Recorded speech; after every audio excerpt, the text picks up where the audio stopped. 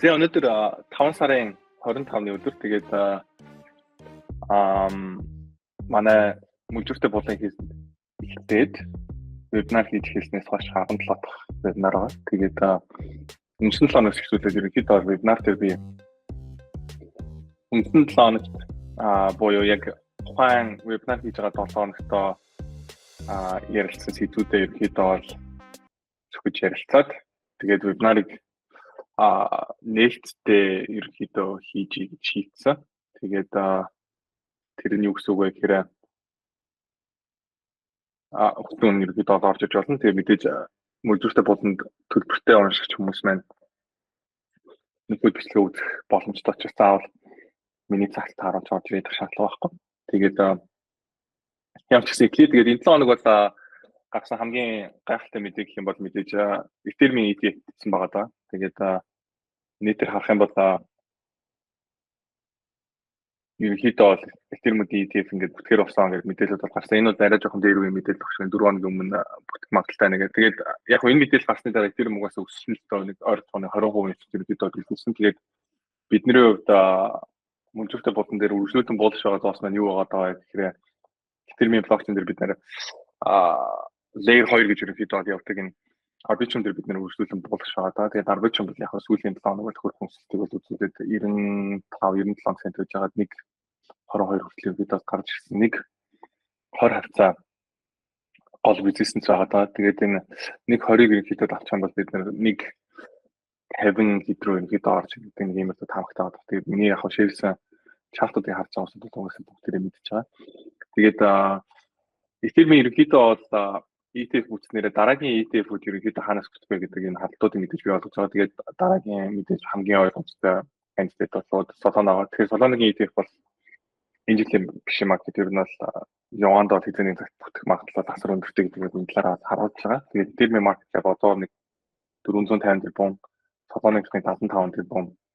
Тэгээд Solana чинь Ethereum-ийн тал market cap-ээр нийлээгээд тэгэхэд бол дахиад нэг 3 нуур боломжтой харагдаж байгаа байхгүй. Тэгээд яг надад бол буул маркет үнэхээр хүчтэй байгаад өшөө хүчтэй үргэлжлэх юм бол Solana бол надад $1000 ч гэсэн бацах боломжтой бас харагдаад байна. Тэгээд яг ханшны таамагн дээр нэг гол учир нь байхгүй. Гол юм санаа нь юу вэ гэхээр ETF-үүд ямар ч гэсэн бүтэж байгаа ч дараагийн ETF-үүдээс хамгийн том market cap-тай ерөнхийдөө зооснууд бүтэж явах боломжтой. BNB-ийн хувьд бол Binance-ийн Centralized Exchange-ийн зоос учраас яг энэ дээр бол үндэссэн ETF-ийг бол Америкт зөвшөөрөх баха. Ягаад гэвэл энэ маань өөрөө хятад гаалтай учраас тэгээ энэстэй Трамп үргэлжлүүлэн ерөнхийдөө юун дээр айгу мундаг байгаа даа. Полус дээр айгу мундаг байгаа. Тэгээд энэ Трампын жишээ малгай гэдэг энэ зоосыг би хэдэн доллар авах нэг явлаа. Зүгээр би сонирхоод $8 авчихсан байхгүй. Тэгсэн чи энэ жишээ 8 өссөн байх жишээтэй. Тэгээ энийг юун дээр шеэр хийлэмдэг байна sorry. Тэгээд гих мэтлээ ер нь бол иймэрхүү байдлаар юунод л яваад байгаа. Трамптай холбоотой юмнууд айгу сайн байгаа. Тэгээд Трамп маань яаж байгаа гэхээр нэгт Пол гэж ерөнхийдөө юм байна. Пол гэдэг нь юу вэ гэхээр за ингээд ерөнхийлөгчийн сонгуул болох нэ. За хүмүүс нэг хүн хэлээд ерөнхийлөгчийн сонгуул болох нэ. Тэгээд сонгуулиар ерөнхийдөө та хин сонгуулаа өгөх вэ? Тэгээд хүмүүсийн санал асуултууд аваад явдаг байхгүй. Тэгээд тэр санал асуулт хараад ерөөсөө Трампаас Байденыг бол айгүй том зөрүүт ер нь явах юм байна гэдэг иймэрхүү тоонууд гарч ирээд байгаа. Тэгээд 20 он жисэн 16 он жисэн юу вэ гэхээр Трамп сонгуул өгч байгаа улсууд нэг тэгэд Пол Моторны Трамп дүгнэ гэдгийг нууж хагаад тэгээ яг сонгуулийн өдөр очиод өгчдгөөрөө ерөнхийдөө бол нэлээд загтай. Ягаад гэхээр Хиллари Клинтон бол дандаа Полд тэргүүлж байгаа. Яг цагаад чи Трамп болох ярьж ирсэн. Тэгэхээр энэ удаа ч гэсэн яг Трампыг дэмждэг хүмүүс нэг ил ер нь яриад байдаг.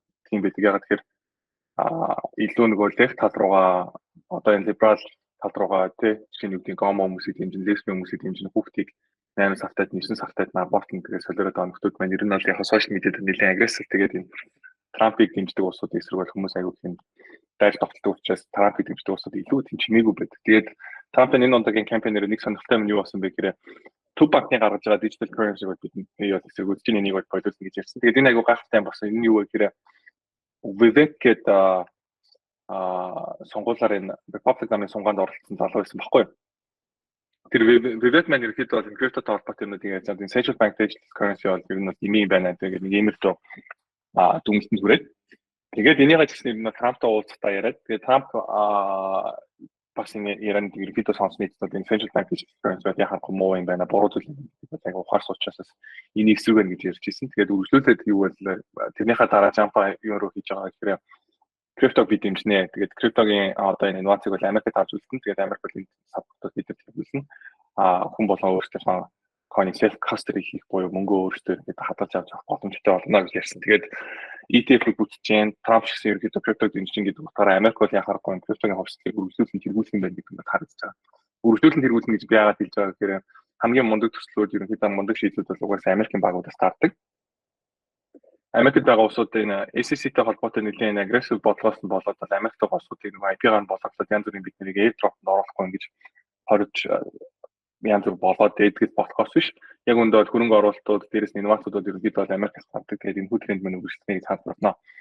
Тэгээд Трампын хувьд бол криптогоор айл хэдийн donation хүмүүсээс аваад хэлсэн. Тэгээд айл хэдийн 2-3 ерөнхийдөө NFT энэ төр гаргацсан юм ундаг ерөнхийдөө сүүлийн технологич гэсэн хэрэглээд өөрхөн кампэйнд хэрэглээд явдаг ийм сэргэлэн юм бол цаг үед трендийг дагаад явдаг юм ундаг хүн байгаа. Тэгээд Трампын хувьд ерөнхийдөө болох юм бол крипто зах зээл маань үргэлжлүүлсэн ерөнхийдөө ирээд тийм хуулийн орчинд ерөнхийдөө байх боломжтой болсноор энэ бол ер нь байж хамгийн сайн мэдээ болж харж байгаа. Тэгээд крипто зах зээлийг ерөнхийдөө дэмждэг улсууд гэсэн бүгд Трампыг яриад бол энэ төдийд мад гарцураад явж байна. За энэ юм байна.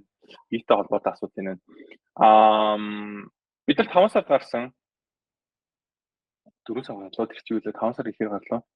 5 сарын 1-нд гарсан шүү дээ. 5 сарын 1-нд 5 сарын 2-нд гарсан quarterly refunding announcement буюу Америкийн төрийн сан дараагийн санхүүжилтаа ямар төрлийн бондуудаар босгохгүй дээрэс нь хэдэн тэрбум долларын ерөнхийдөө нэг босох шаардлагатай гэдэг мэдэн дээр үндэслээд бид 7 сарын 19-нд дуусах put option ерөнхийдөө авч ирсэн. Анх айгүй ашигтай 70-80% ашигтай байж байгаа. Одоо бол бараг 70-80% ашигтай болоод явж байгаа нэг юм бодлого.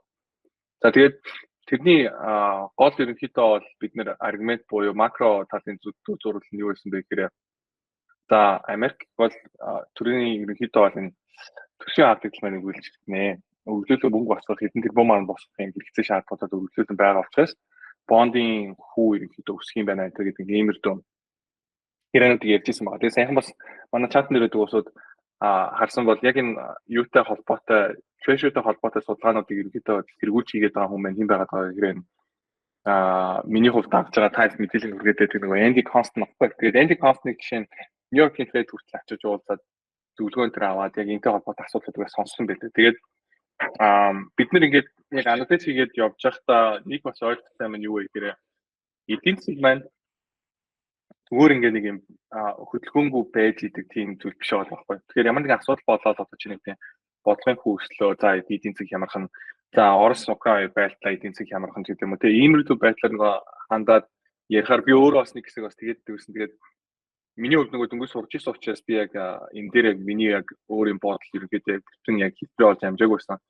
Тэгээд одоо яг эргээ бодоход эдийн засаг гэдэг зүйл маань өөрөө олон хүнээс хүрэлцсэн зүйл учраас эдийн засгт яг оролцож байгаа хүмүүс маань одоо ч нүгдээ ажил авах төвхтэй боллоо юмны үн өслөө гэдэг юм бол үрхүүд жишээ нь үрх болон өөрсдөө хичээж дээ хоёр дахь ажил хийх юм уу те эдгээр гэртээ хүүхдээ хараад байжсэн бол магадгүй ихнэр ажил хийгээд нөхдөд туслаад жишээ нь биелүүдэд төлөөд явуулах юм уу нэг иймэрдүү байдлаар юу гэр бүлүүд маань өөрсдөө шийдвэр гаргана те бизнесүүд одоо ч юу гэдэг өрөө дарна илүү одоо жишээ нь юу гэдэг те зарлаа бууруулаад зарим ажилчтай халаад үйл ажиллагаагаа илүү үр дүнтэй efficient болгоод тэгээд нөгөө юу гэдэг эдийн засаг хямрж магадгүй учраас гэдэг утгаараа нөгөө эдийн засгийн хямрал биелэх боломжтой байхгүй.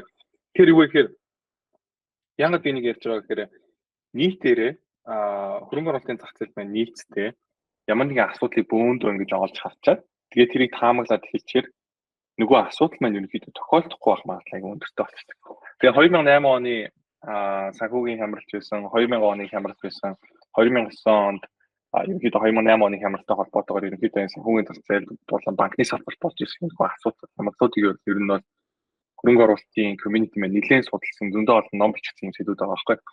Тэгэнгүүт яг энэ банктай холбоотой асуудлууд, үйл хөдлөлттэй холбоотой асуудлууд байна. Өмнө нь нөгөө тохиолдож ирсэн учраас яг энэ асуудлуудыг яаж шийдвэрлэх боломжтой юм бэ гэдгийг бол ерөнхийдөө Төв банк бол мэдээд байна. Тэгэхээр нэгсэндээ өөрсдөө гэсэн нэг тийм арга барилууд найл гэдэг суурьчсан гэсэн. Тэгээд яг тэднийг нэг дэлгэрэнгүйгээр яриад яг тэгээд сая жишээ ингээл 23 оны 3 сард чинь банктай холбоотой хямралууд болоход бол Төв банк бол жишээ нь BTFP гэдэг тийм програм гаргаад bank term funding program гэдэг зүйл гаргаж ирээд асуудыг айгүй богино хугацаанд шийдэж. Тэгээд одоо жишээ нь яг энэ бидний 7 сарын put option авсан ч бай энэхүү асуудлууд маань ерөнхийдөө юунаас болж яригдаад байгаа гэхээр төв банкны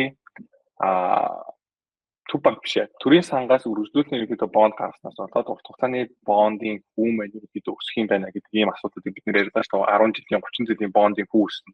Дээрээс нь term premium ерөнхийдөө өснө гэдэг. Яг мэдээж энэхүү аргументууд бүгдээрээ байгаа. Гэхдээ энэс болоод яг нөгөө эдийн засаг болон нийгэм яг сүүхээр асуудлууд орж ирэх нь үү гэж ерөнхийдөө бол яриад байгаа зүйл маань хитгэж олон хүн энийг яриад эхэлсэн. Тэгэхээр одоо чинь энэ Blockworks гэдэг юу руу орох юм бол ямар асуудлуудыг харж болох вэ гэхээр сүүлийн үеийн ингээ видеонуудыг харах юм бол за энэ ингээд Ferris trap тэ энэ жил ингээд hiking гэдэг ярьж байгаа. Энэ залуу болохоор US dollar debt spiral гэдэг юм уу те. Тэгээд who's going to buy the bonds? Тэгээд dollar end game, US fiscal trend right. Өөр юу гэдэг чинь энэ дэр одоо эдийн засгийн хамаартай холбоотой. Мэдээж миний нөгөө дагдгийн судлаач ингээд Andy Constant гэдэг хүн маань энэ байгаа байхгүй. Тэгээд би болохоор нөгөө макро төлбөртөө өрөөнд нь байдаг. Тэгээд та дэвд болохоор мэдээж юу гэдэг төлбөртөө өрөөнд нь байх шаардлагагүйгээс надаас ерөнхийдөө бол энэ дээрээс орж ирж байгаа хол мэдээллүүдийг бол ерөнхийдөө ингээд дамаараа сонсоо явчихж байгаа байхгүй. Тэгээд хиний Daniel Martin болохоор мэдээж job market холбоотой юм яриад байгаа. Энэ дээр бол мэдээж угаасаа ажилгүйдэлтэй холбоотой нийтрээ тогтолцоод иймэрхүү өөрчлөлт орж ирж байгааг бол угаасаа бид нар хувь хүмүүс Америк амьдарч байгаа хүмүүсийн хувьд ч гэсэн угаасаа ажиллагдаад байгаа. Тэгээд нэг юм нь юу вэ гэхээр төв банк маань өөрөө тийм нэг ухаан муутай толгой муутай байгууллага бас биш. Тэгээд зөндөө олон юунууд ажилладаг.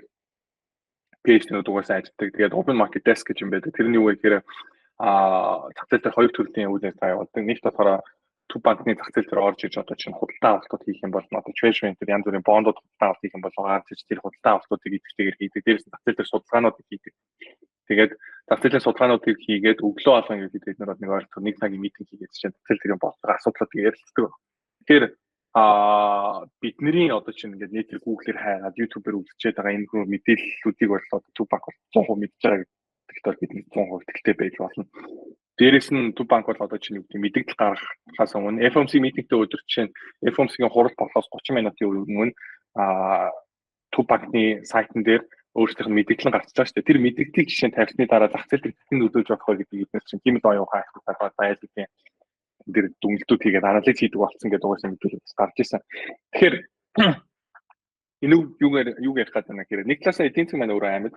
Нөгөө талаасаа бид нар төв банк маань ингээд энэ асуудлуудыг харж байгаа. Дээрээс нь лидер хүн болгоны мэдж байгаа асуудал байх юм бол энэ асуудлыг яаж шийдвэрлэх вэ гэдэг тал дээр нөгөө айл хэдийн дотооддоо угаасаа ярилцаад эхэлсэн. Тэгэхээр өнгөрсөн оны 10 сараас хойш болон өнгөрсөн оны 7 сараас ерөнхийдөө бол юу ажиглагдаад байгаа гэхээр Америкийн төрийн сан болон төв банк маань ерөнхийдөө бондын урт хугацааны бондын хүүг ерөнхийдөө хэд өсөхгүй байх тал дээр хамтарч ажиллаад байна уу гэдэг нэг иймэрхүү хардтал төрөд байна.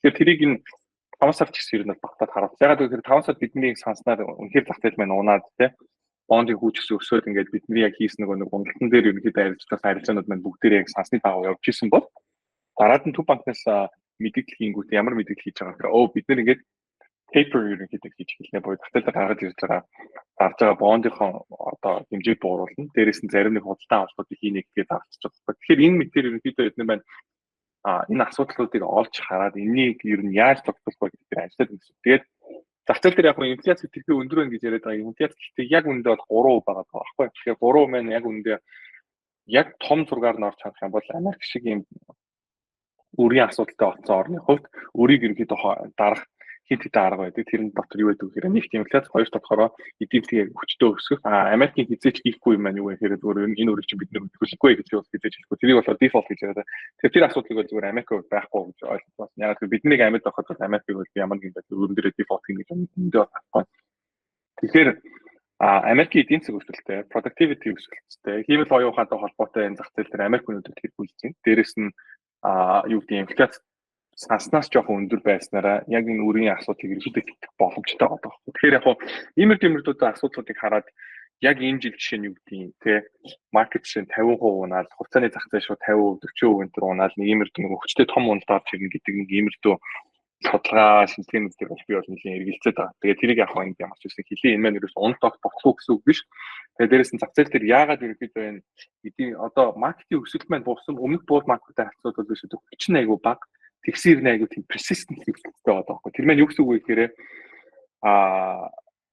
10 хоног, 11 хоног ногоон байгаа л тий.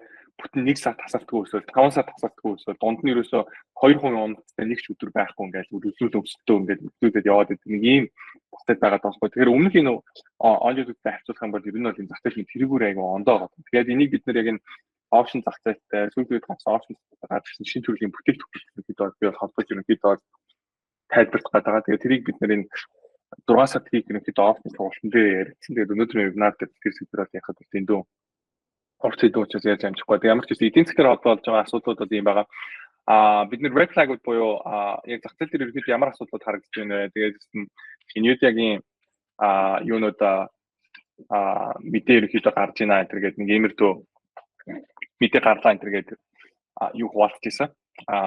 Инфо артиклыг хуваалцсан. Энэний дараа зах зээл маань айгу хүчтэй унсан байгаа. Тэгээд яг би унах болно гэж яг хэлсэн. Тэгээд яг тэр өдрөө яг necessarily боёо яг тэр өдрөө заавал унах гэдэг утгаараа ерөнхийдөө бичээгүй байсан чи яг үндэ тэр өдрөө айгу хүчтэй уналтад орж ирсэн. Тэгээд яг нэг талаасаа бол Аз ээж таарсан. Тэгээд нэг ийм зүйл болсон байгаа. Тэгээд дээрэс нь энэ мэдэн дээр бас нэг танилцуулсан юм юу гэсэн бэ гэхээр wormhole гэдэг airdrop жишээ өгсөн төсөл маань юу хийж ийнэ гэсэн чинь multi governance одоо multi-chain governance буюу төрөл бүрийн блокчейнүүд ерөнхийдөө одоо өөрсдийнхөө бүтээгдэхүүнүүдийг гаргасан төслүүд маань governance гэсэн multi-chain-ыг яаж хийж болох вэ гэдэг нэг иймэрхүү асуудлуудаас ажиллаж байгаа. Тэгээд видео гаргасан биз. Энийг бас сонирхолтой санагдаад бас хуваалцсан. Тэгээд бид нэр AI-тай холбоотой энэ хүн Nvidia-гийн мэдээ сайн гарсантай холбоотойгоор миний хувьас ерөнхийдөө санал болгож байгаа арилжааны хөлбөр маань юу байгаа вэ? Micron буюу MU гэдэг энэ тикертэй юм бодцоо байгаа даа. Тэгээд энэтэй холбоотойгоор бас санал болгосон. Тэгээд алттай холбоотой бас хувьцаануудын жагсаалтыг бас оруулж өгсөн байгаа даа. Энэ дээр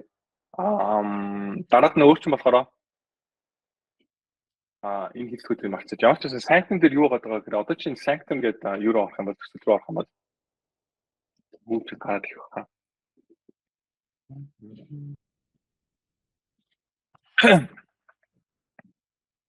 Санктумын app руу орох юм бол Wonderland гэдэг орох юм бол 18 ширхэг биш үү юу байгаа. Ийм pet байгаа. Тэгээд яг pet буюу энэ дээр одоо тэжээр амтнд гэдэг. Тэгээд энэ маань энэ төрөл бүрийн энэ юунуудыг байцныхаа төлөө авах байхгүй. Тэгээд нэг ширхгийг нь авахын тулд болохоор ер нь бол аяга амархан зай. 0.1 ширхэг софт тэмцүүд байхад болох байхгүй. Софт одоогийн байдлаар шүү дээ $170 гэхээр $17 гэсэн. Ер нь тавцсангүй гайгүй. Гэхдээ XP буюу оноог нь авах юм бол бүтэн нэг софт тэмцүүд байх байхгүй. Тэгэхээр 18 ширхгийг ерөнхийдөө ойролцоогоор $170 шиг авах хэрэгтэй гэсэн. Тэгээд 170-ыг биш үү 18 ширхгээр хөвчүүлэх. Бүгдийг авахд нэг ойролцоогоор $3000 ерөнхийдөө зарцуулдаг гэнэ. Тэгээд ихэнх хүмүүсийн хувьд нэлээд боломжтой. Тэгээд заавал бүгдийг авах гэж чийдэх шаардлага байхгүй 2-3-ыг авсан ч болно. Тэгээд миний хувьд юу гэж үзэж байгаа гэхээр дараагийн энэ төслүүдтэй холбоотой угаасаа airdrop-ууд өгөхөө угаасаа илэрхийлээд нэг янз бүр болоод нэг тийм нэг одоо нэг sneak peek өгнө гэж ярьдэн штэ монголоор одоо тэрийг юу гэж яхах нэг тийм сэжим өгöd байгаа байхгүй. Тэгээд тиймэрхүү сэжмүүд угаасаа айл хэдний байгаа учраас би бол юу гэж үзэж байгаа гэхээр 18 шиг соол гаргаж ирээд $3000 зарцуулаад бүгдээр нэг соолоор угаасаа аваа гэж юм би зөвлөж байгаа. Тэгээд миний хувьд компьютер яг иймэрхүү хийж сууж амжиг өсөж учраас миний хувьд яг 18 дэх нь одоогоор авч амжиг байгаа. Тэгээд би өнөөдөр вебинар дууснах дараа өөрөө бас хийж бодож байна. Тэгэхээр энийг зөвлөсөн энэ тийм юм байгаа. Түрүүнийг зөвлөсөн байсан тэр нэг YouTube бичлэгийг бас таад сонирхоод үзээрэй. Санхүүгийн түүхтэй холбоотой айгүй гоё ерөнхийдөө яриануд гэсэн. Дээрээс нь бас Rioting Talk санал болгосон. Тэгээд Rioting Talk үгүй хүн болгон мэднэ. Тэгээд Монголд ерөнхийдөө манай ойдлогоо ууртаг ерөнхийдөө одоо ажилладаг юм хатомсын үндэстэн дамсан юм компани байгаа. Тэгээд чөрөл бүрийн ерөнхийдөө бол энэ ордуудтай. Тэгээд одоо Zis Alt одоо юу гэдэг тийм шидэмтэй юм компани байгаа байхгүй. Тэгээд 8% ерөнхийдөө ноогдлаш өгдөг. 7% ноогдлаш юм. 7% ноогдлаш өгдөг энэ хүн компани маань одоогийн байдлаар үнэлгээний хувьд маш боломжийн байгаа учраас энэ компани худалдаж авахыг зөвлөсөн байгаа. За тэгээд шууны ханиад Америкт гарсан. Тэгээд шууны ханиад ерөнхийдөө 2 дахь гарсан 2 дахь нь бидэд туссан юм тохиол гарсан. Тэгээд яа шууны ханиад гэснээр өхөрний зураг байгаа гэхээр өхрээр дамжаад ерөнхийдөө хүн хандаад байгаа нэг юм гарсан. Тэгээд энэтэй холбоотой бид нараас энэ хугацаануудыг санал болгож бас оруулсан. Тэгээд нэлийн үзлүүдээс үзүүлж байгаа. Тэгээд өшөө дэлгэрэнгүй судлыг гэдэг юм бол жагсаалтуудыг оруулсан. Энийг бол би шууд англиар нь оруулсан. Асуудалгүйгээс англиар нь уншичаад ойлгохгүй байгаа асуудал хам болоогоос Google Translate оруулж байгаа гэсэн манайхаа гөрүүлж болно. Тэгээд ямар ч гэсэн юм шууны ханиалтай холбоотойгоор арилжиж болох юм санааны хөлбөрүүдийг бас бид нэр оруулж өгсөн байгаа. Тэгээд өнгөрсөн 7 хоногийн хувьд бол ер нь бол яг хуу макро дээр тийм макро явцсан төслүүд дээр бол coin дээр бол угаасаа стратеги хийвэндээ long авсан юмнууд ерөнхийдөө бол угаасаа long хийвэрээ байгаа. Тэгээд ерөнхийдөө бол маркетер би юу гэж бодоод байгаа хэрэглээ чанартай төслүүд маань сайн өсөд тэгээд агаас нь арай жижиг төслүүд маань өсөд явах болов гэж бодож байгаа. Тэгээд NFT-тэй холбоотой бас нэг төслийг санал болгосон. Тэрийг та хүмүүс мэдчихэж байгаа. Тэгээд одоогор бол юу гэдэг яг энэ шинэ төслөд анхаарал татаад байна гэх төслүүд надад одоохондоо бол ажиглагдаагүй. Тэгээд үргэлжлүүлэн мэдээж угаасаа маркетаа судлан крипто судлан бид нар бас хувьцаатай холбоотой юмнууд оруулж байгаа. Тэгээд миний хувьд хүүхдүүдийн хичээл амраад 6 сарын 1-ээс офс түрээсэлж жагаад офсныхаа хичээлийг ерөөдөө бэлтгэж байгаа. Тэгээд офсны сургалтанд суух сонирхолтой усуд байх юм бол сургалтанд суугаараа гэж үрж байна. Тэгээд энэ дээр нь бол яг энэ офшнод амжилтад яаж тастай дээр судалгаанууд хийх үү? Тэгээд яг офшн гэж яг юу юм? Яг хоорондоо ямар ялгаатай юм бэ? Ягаад сүүлийн үед ерөнхийдөө энэ офшн дээр холбоотой юм бол яг энэ судалгаа гэж бодсон юм дөө чухал зүйлүүдийг бид олгоно байгаа. Тэгээд рекординг дуусгаад тэгээд хүмүүсээс асуулт тавиад байгаа. Тэгээд асуулт байхгүй болсон.